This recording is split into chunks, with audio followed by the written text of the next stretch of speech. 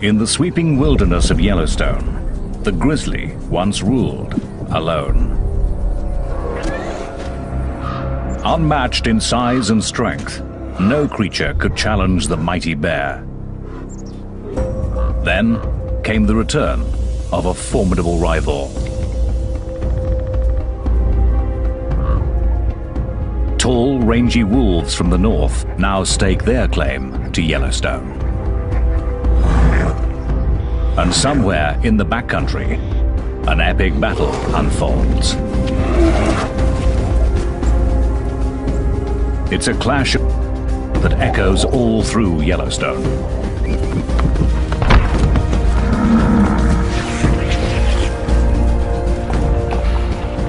In the cauldron of this wilderness, most to lose. Will wolves be the new masters of Yellowstone? Or can the grizzly keep its kingdom and emerge the victor?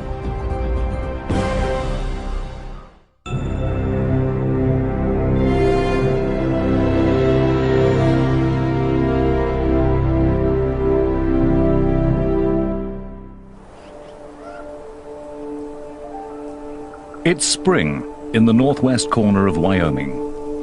The year is about to begin for the grizzlies of Yellowstone.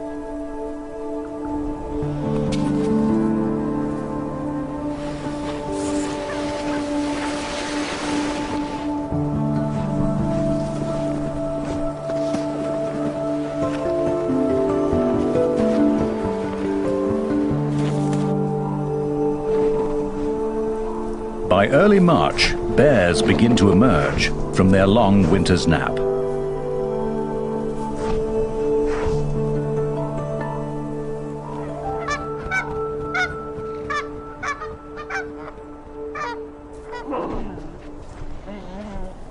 They may not have eaten a thing, and with snow still deep, a female and 3 cubs search for a winter kill.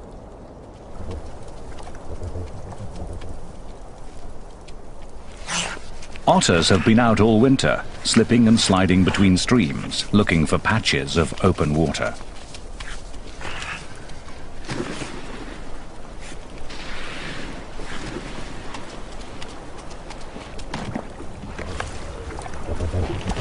They're kept under close watch by a coyote. He's on a constant search for food. This is a world of predators, scavengers, and opportunists.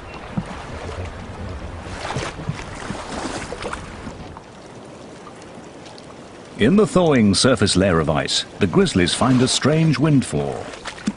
Entombed in the ice all winter, frozen fish are the first banquet of the year for the bears.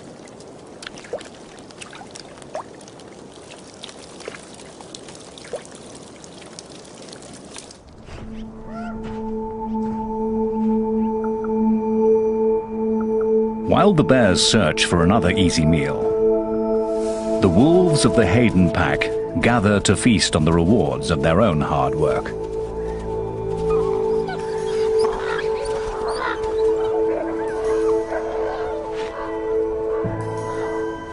But a bold young bear has found their carcass, and a grizzly is accustomed to taking what he wants.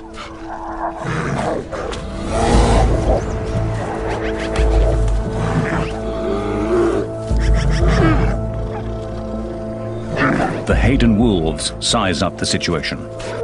The pack is 9 wolves strong, and this is not the largest of bears. He's tried to bury the carcass and defends it from the center of his earthworks.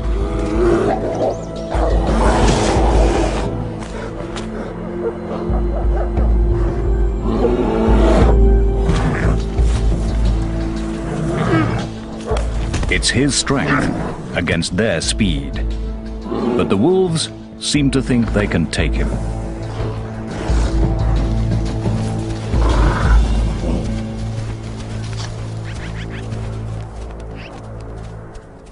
The Haydens prove to be more than the young bear can handle. This time,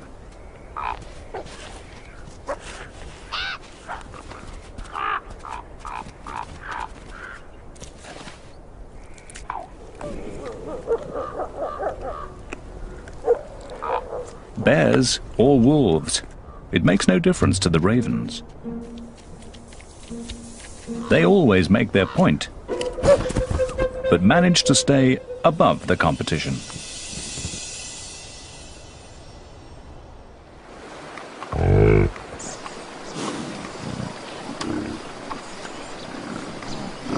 Bison will face both wolves and bears over the course of their lives. But the first challenge for newborn calves is just keeping up with their mothers. They're on their way to summer pastures, and for the calves, it's sink or swim.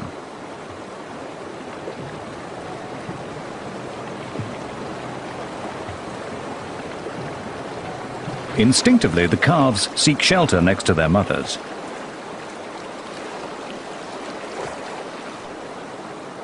But the waters are cold and fast.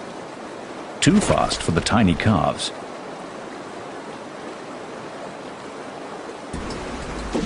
One has been swept into a logjam and is in real trouble.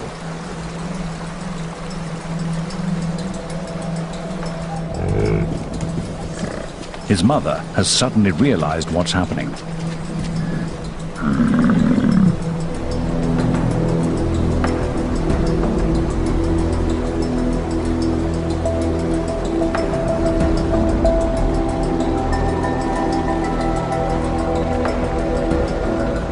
The calf breaks free, but is not out of danger.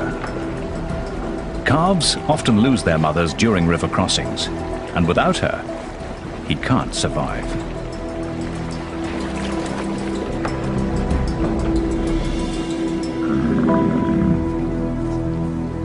This calf is a lucky one. He's safe, though utterly exhausted.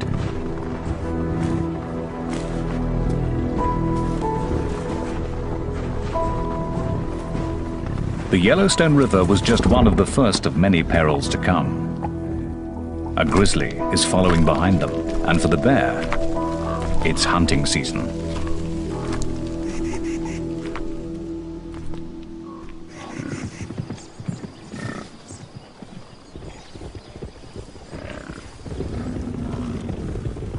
Yellowstone's 3,500 bison are the largest free-ranging bison herd in the world.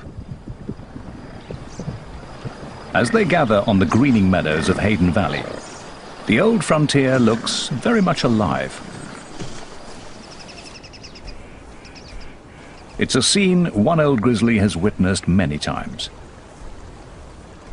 This rugged veteran has roamed Yellowstone for almost 20 years, long before wolves were brought back to the park.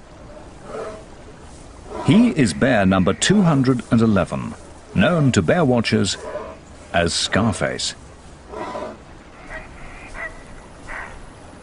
In his youth, he hunted bison in this great valley.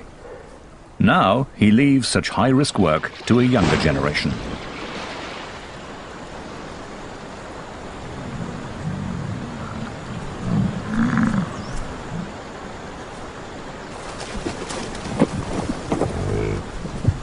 The bear has no advantage of surprise, yet he suddenly swings into action.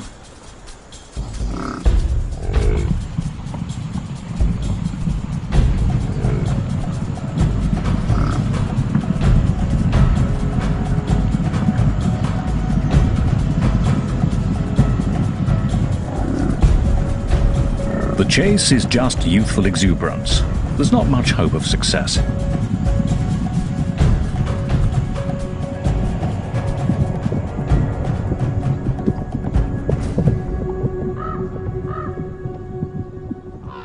The bear will need a better strategy. But a truly devious plan is a coyote's speciality.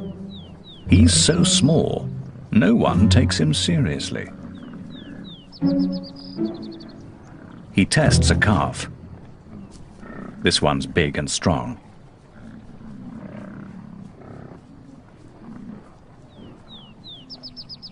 Then he finds a smaller one.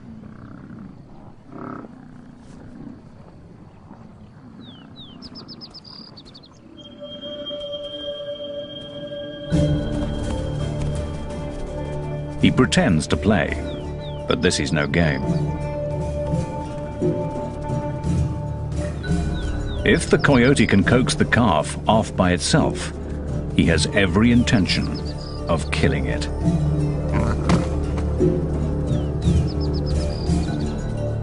Just one bite could cripple the calf.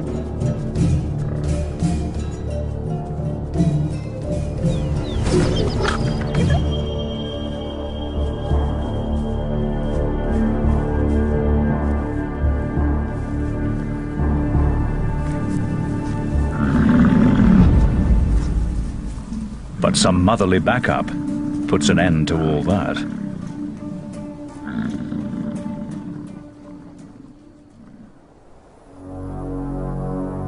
Another grizzly is on the calving grounds, and this one has perfected his craft.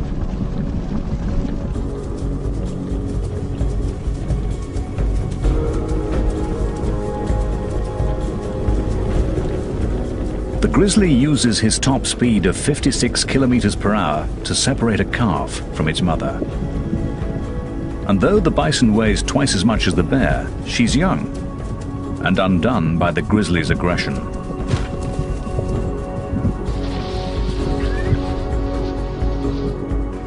She hesitates, and her calf is lost.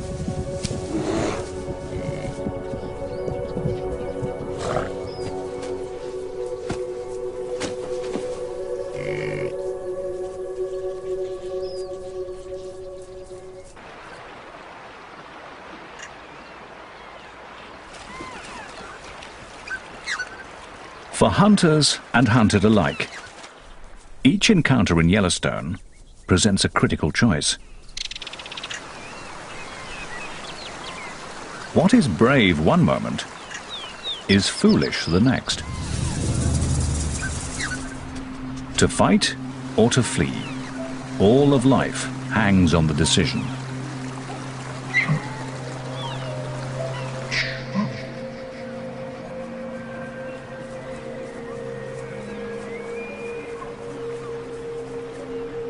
With two wolves out on the prowl, a mother elk weighs her options carefully. The wolves have seen her, but not her calf. It's too young to outrun the wolves.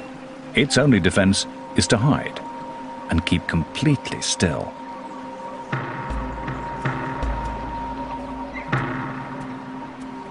Its mother heads straight for the wolves.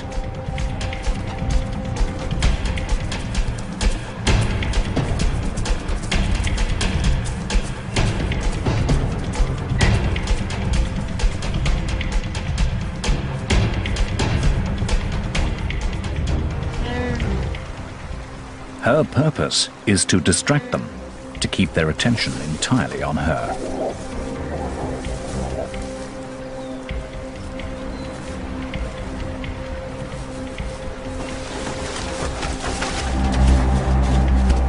Again and again she charges, then invites them to chase her, using the river as a safe retreat.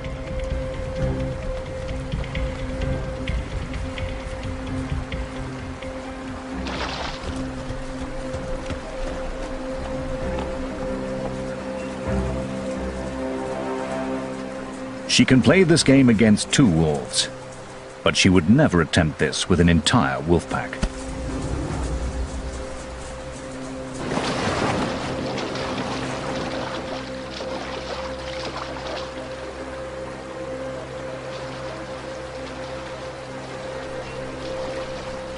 Frustrated, the wolves give up.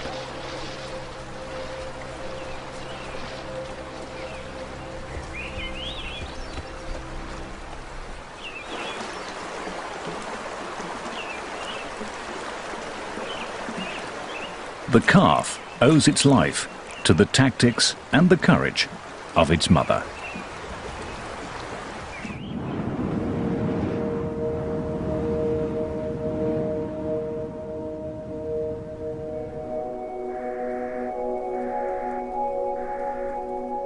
Motherhood, even for a grizzly bear, is a test of character. It's June, and a spring snow squall has kicked up. But the bear and her cub are confronting more than just the weather.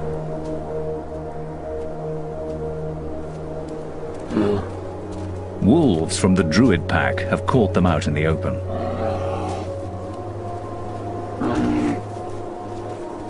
In the tug of war between grizzlies and wolves, the wolves attack where they can. They are after the cub. If they can kill it, they will eliminate a future rival.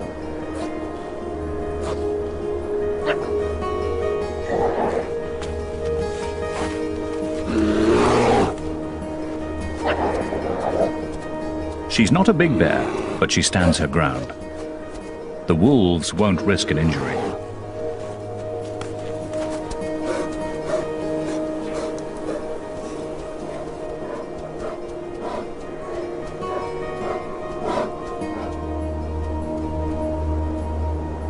Suddenly, it's over. The wolves make a decision, and the bears are free to go.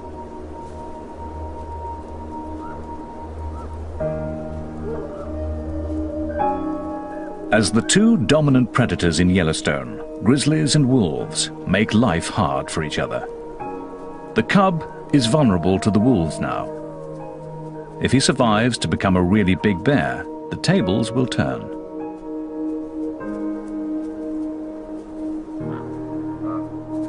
But he'll be a cub for a long time yet, and growing up is a full-time job.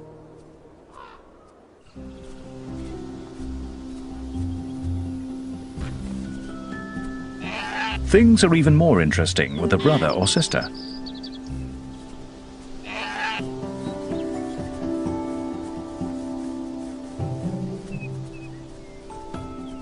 Cubs can turn anything into a toy.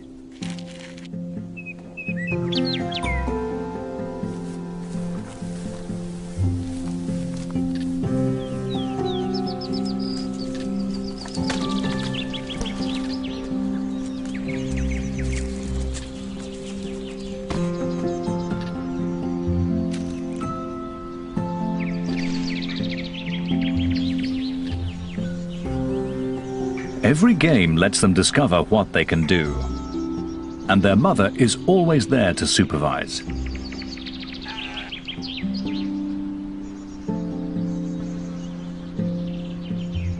For grizzlies, these are the days of family life. They'll spend 2.5 years under the constant care of their mother. Then the cubs will be big enough to go their separate ways and travel through Yellowstone alone. Until then, she is everything they need.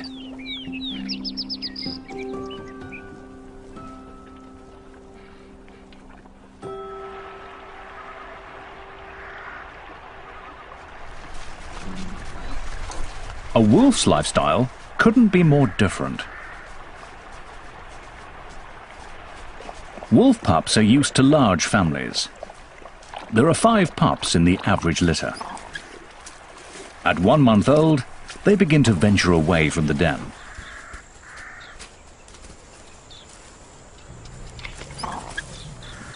Their mother is the alpha female, the white wolf with the research collar. But they have other guardians too. Older brothers and sisters, aunts and uncles. A member of the family is always in attendance. When the pups grow up, many will disperse to other packs, looking for a place to belong. Wolves will always be drawn to each other's company.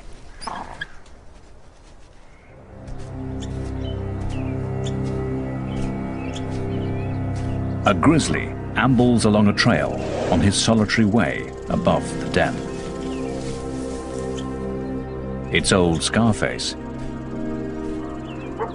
He probably means the pups no harm, but he's come far too close for the wolves' comfort. The adults treat him as a serious threat.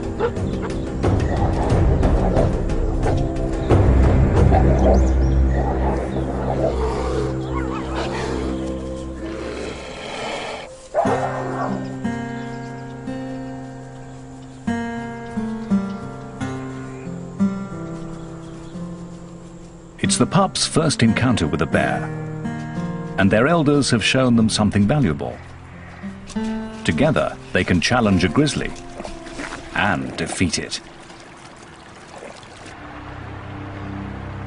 As for Scarface, he hasn't lived this long without knowing how to avoid real conflict.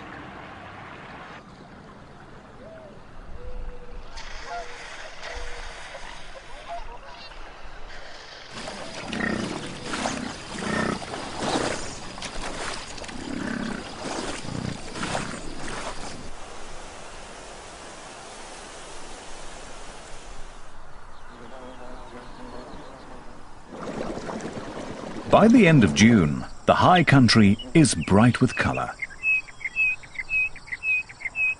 Summer residents are settling in. They're claiming territories,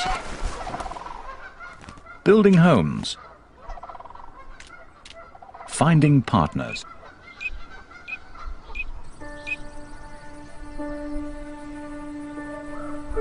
Even grizzlies get caught up in the social scene.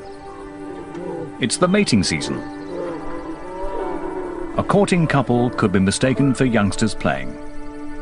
But for grizzlies, this is romance.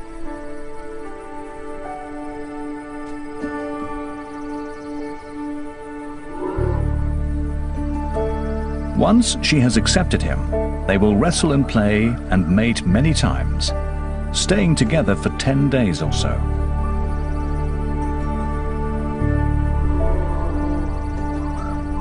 But their devotion will be fleeting.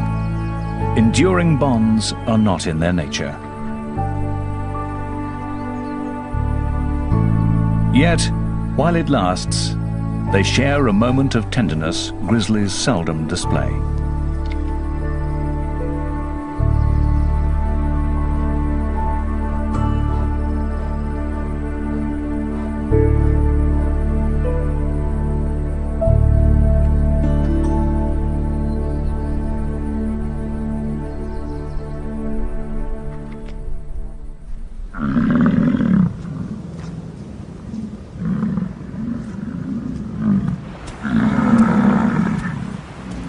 While the mating season brings solitary grizzlies together, it sends the companionable bison into an uproar.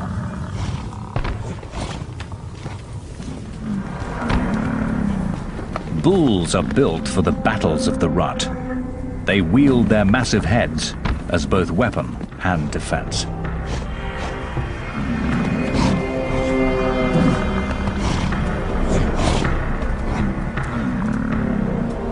They must protect their own bodies as they twist and turn, pressing for an advantage.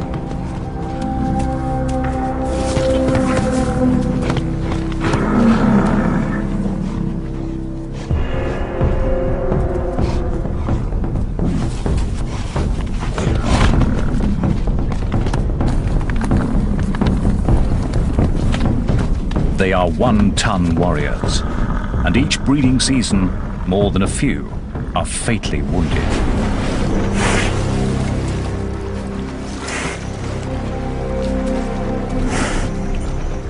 This young bull must have taken on more than his match and has suffered a head injury.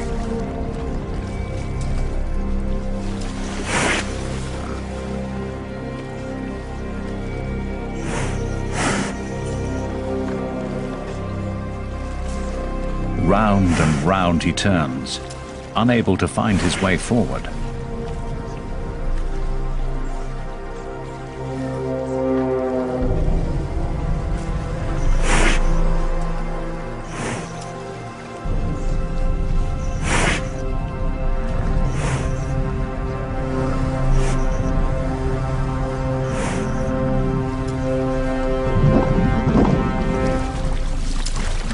Then, remarkably, he makes it to solid ground.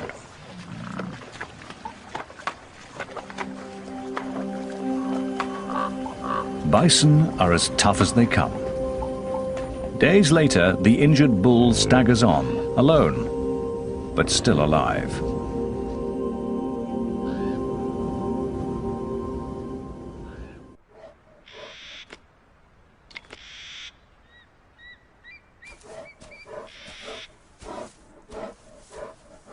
For the Grizzlies, this year's battle for Yellowstone is coming to a close. It's beginning to snow. One by one, the bears retreat to their dens. Winter settles in.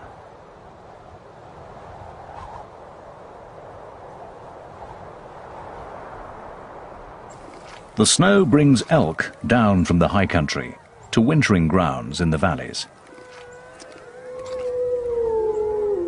And wherever the elk go, the wolves follow. Winter is the season when wolves are riding high.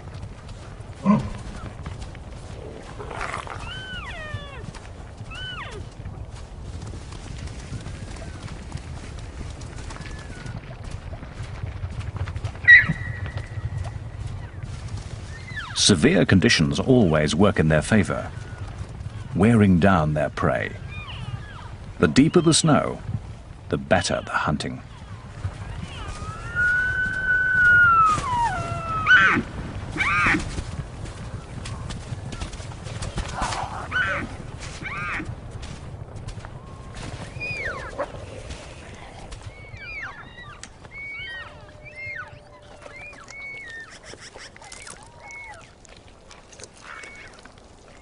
No bears will contest the carcass, but many other scavengers gather at the feast.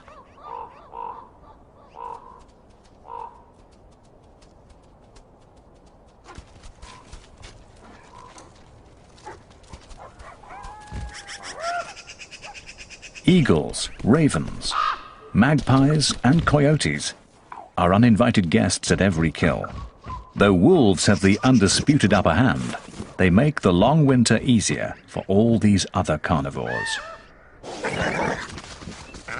As long as there are elk, the wolves will provide. But all these hungry scavengers steal so much meat that they may be one reason why the wolves form packs, to protect their own share of the kill.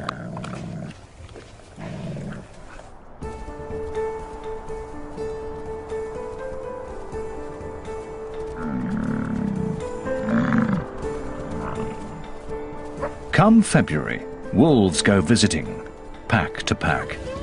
Now is their season for courting and mating. If a stranger comes calling, yearling females and pups come out to greet him.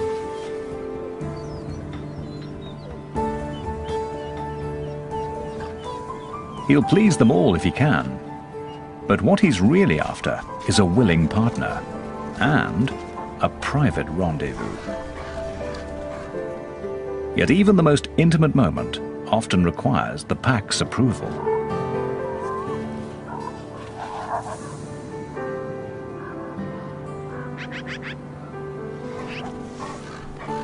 The alpha pair that leads the pack may share a bond that lasts for life. But all this togetherness comes down to just one thing. Wolves need each other.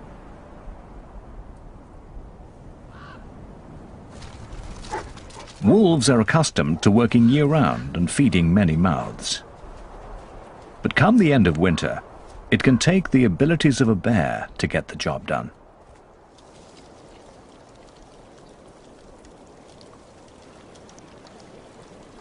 As the ice begins to thaw, a frozen pond becomes treacherous. Solid one moment, soft the next. A wolf has discovered its most recent victim.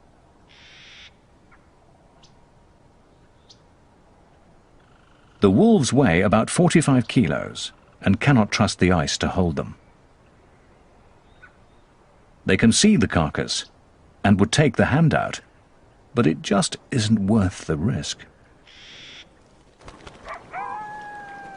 As the pond continues to freeze and thaw, coyotes venture onto the ice.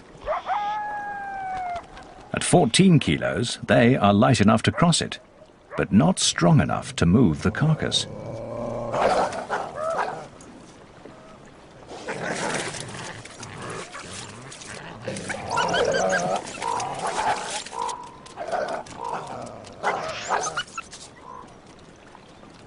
If the ice melts much more, they won't be able to reach the carcass at all.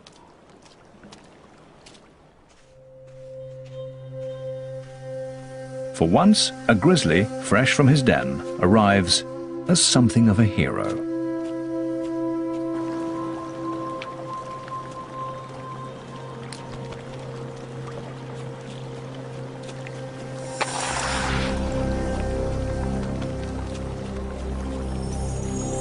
He's certain to fall through.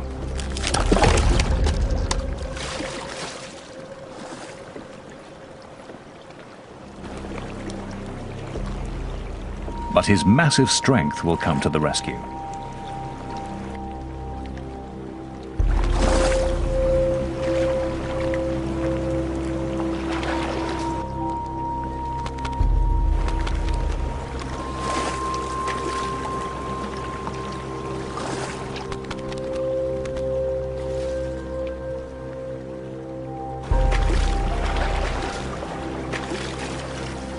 It's only when his coat is soaking wet that you can see how thin he is and why this carcass is worth so much effort.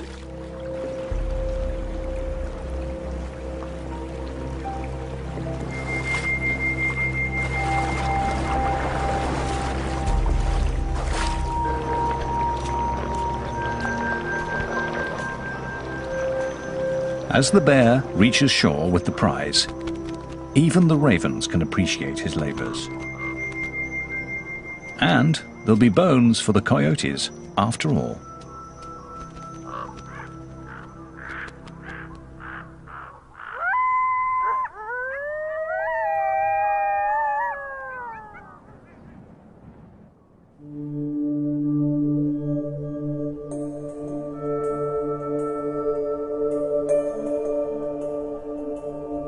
Dawn sends an eerie smoke through the remains of a forest fire.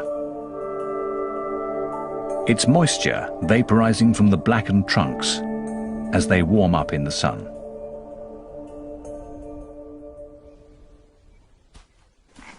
Though the fire killed the trees, a wild garden springs up at their charred feet, rich with minerals from the ash. Grizzlies seek out this fresh, nutritious salad.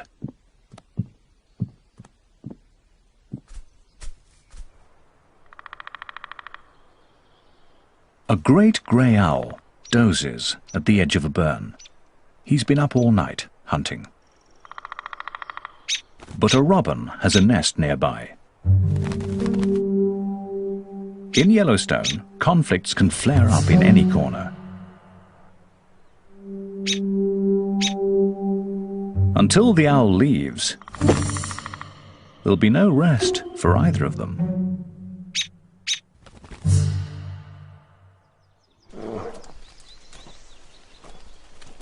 A grizzly has come to the recovering burn to feast on daisies, asters, fireweed, and cow parsnip, teaching her yearling cub that this is a good place to forage.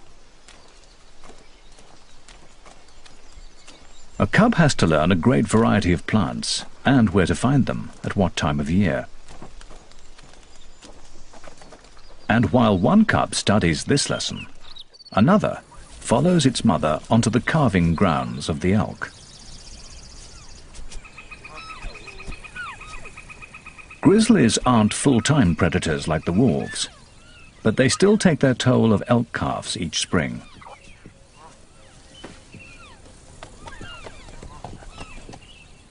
The bear moves through the grass with a purpose. She relies on her nose, testing the air and searching the ground for the scent of elk. It's all her tiny cub can do to keep up.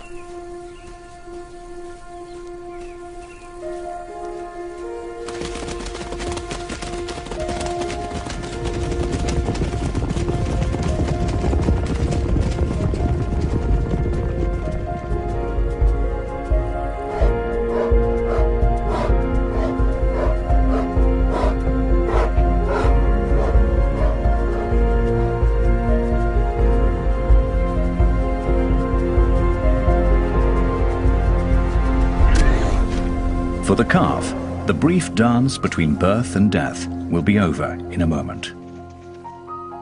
For the cub, it's a first step in honing a skill that will help him succeed in Yellowstone.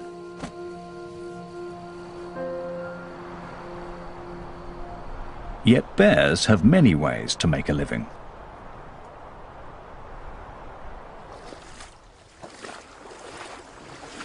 Wolves must hunt to survive. But a grizzly's life is full of choice. Old Scarface may no longer be able to chase down elk, but he's managed to catch a fish.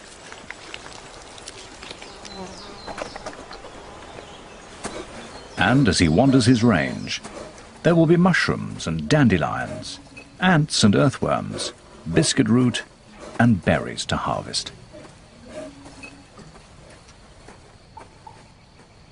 The grizzly needs a kingdom vast and varied and complex. He needs all of Yellowstone.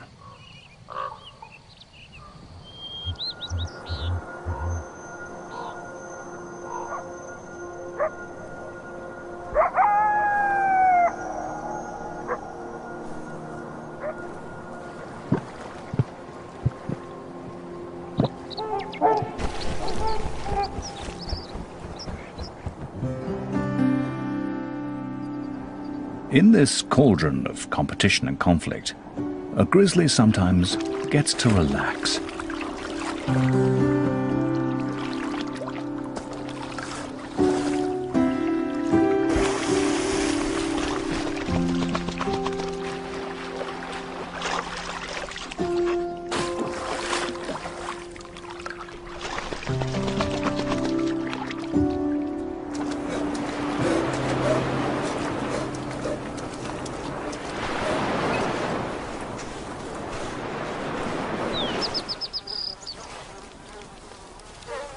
He retrieves a mule deer he has stashed in the grass by the lake, and for once he has a whole carcass to himself.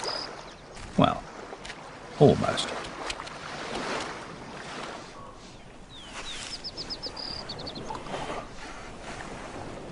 He takes his time over a delicate morsel. It's not often he gets to enjoy the little things in life.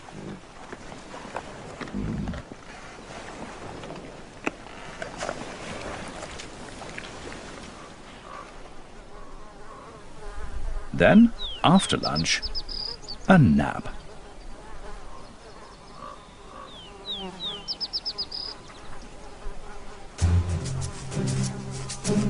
That is, until biting flies discover the grass-covered carrion he's using for a pillow.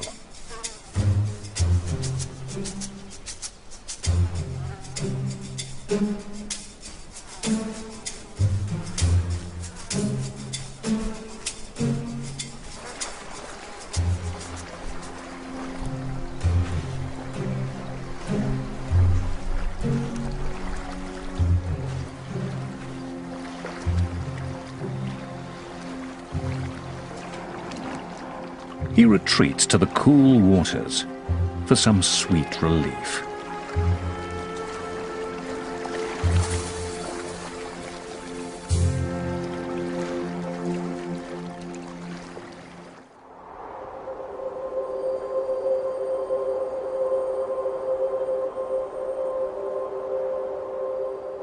By the end of summer, all activity is focused on the coming winter.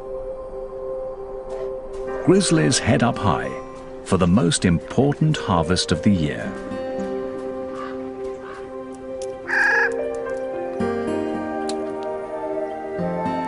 The Clark's nutcracker is up there already, collecting the seeds of the whitebark pine. Squirrels are also gathering their winter seed store. The birds will disperse the seeds, but the squirrels will cache them. And that's what the grizzly is looking for. The bear digs up their work. The seeds are rich in fats, and the bear takes in as many calories as she can.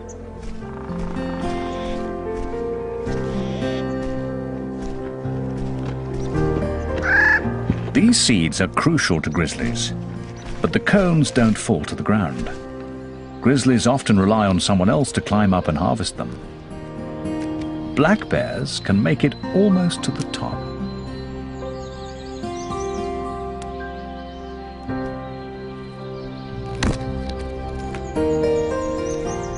They'll bring the branches and cones to the ground and in reach of the grizzly.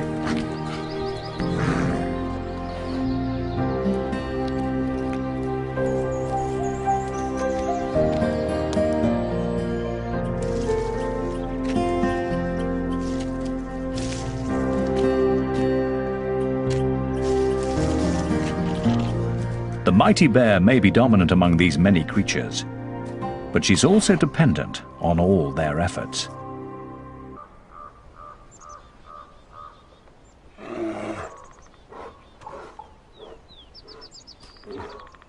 In this tale of two predators, each succeeds according to its nature. This enormous male is waiting on the wolves. He's staked out in the territory of the Molly's pack. And here they come, right on schedule.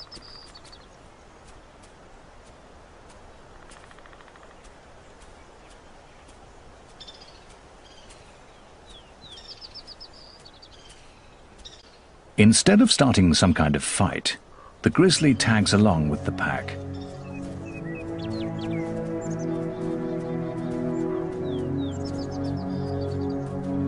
The bear is huge. He looks to be almost 300 kilos, and the wolves seem resigned to his presence.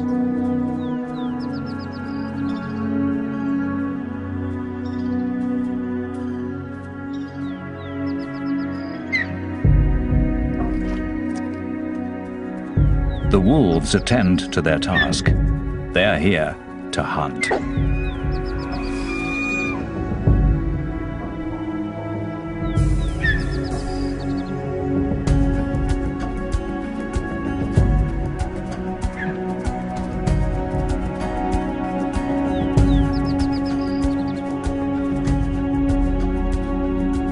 The bear lets them go. He's in no hurry.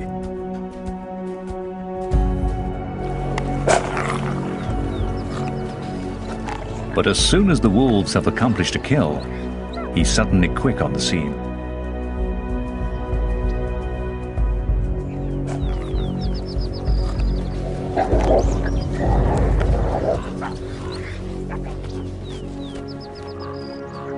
This is the way of things in Yellowstone. A wolf pack working together is the greatest predator there is. But even the Mollies, 14 wolves strong, know how to step aside for one large bear. A grizzly in his prime is the master here. He makes the most of the skills of others and takes from them all in turn. The wolves must simply bide their time and wait for him to leave.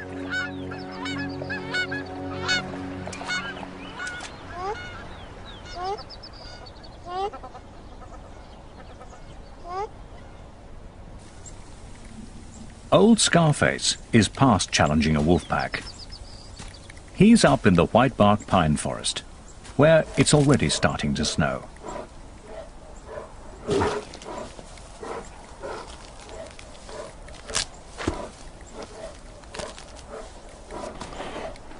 Winter is closing in. The pine seeds are all but gone. Soon there'll be nothing left to eat. Slowly, limping now with age and effort, he makes the climb up the snowy slope.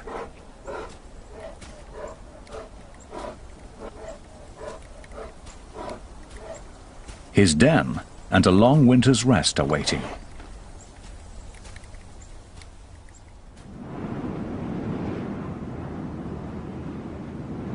By the end of November, the grizzlies of Yellowstone have gone to bed.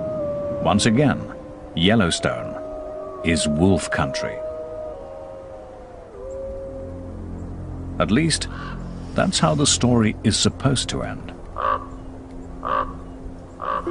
But here, on Christmas Day, 4 weeks late for hibernation, a grizzly sits on a wolf kill.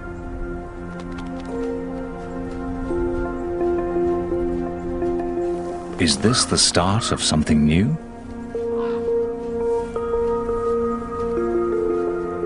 A grizzly, out in winter, breaking all the rules? The coyote grabs a bite and runs. This is not good news to him. Will the bear be waiting at every kill all winter?